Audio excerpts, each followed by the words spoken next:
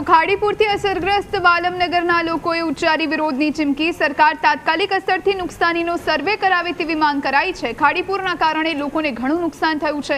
નુકસાનીનો સર્વે થાય અને તાત્કાલિક અસરથી લોકોને વળતર મળે તેવી માંગ કરાઈ છે। પાટીદાર આંદોલન જેવું આંદોલન કરવાની ચીમકી તેમણે ઉચ્ચારી। પાણી ઘરની અંદર એટલું આવ્યું છે કે જે કરીને બધું નુકસાન તો એની કોઈ સીમા નથી। કોઈ માણસને પોતાનો સામાન પણ ફર્સ્ટ માળ ઉપર ચડાવવાનો વેત નથી રહ્યો। આર્થિક પેકેજ જાહેર કરે એવું અમે બે હાથ જોડીને સરકારને વિનંતી કરીએ છીએ। આમ આદમી પાર્ટી હોય, ભાજપ હોય, કોંગ્રેસ હોય, સપા હોય, કોઈ પણ પક્ષ હોય, બધા પક્ષોને સાઈડમાં રાખીને ફક્ત ને ફક્ત માનવતાની વાત કરીએ અને માનવતાની વાતની અંદર ખરેખર અત્યારે એક મોટું જાહેર પેકેજ આપે।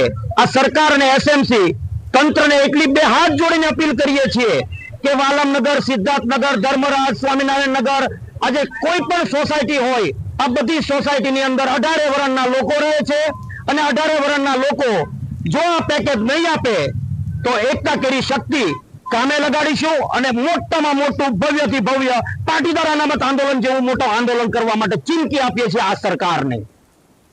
આ સાથે આ બુલેટિન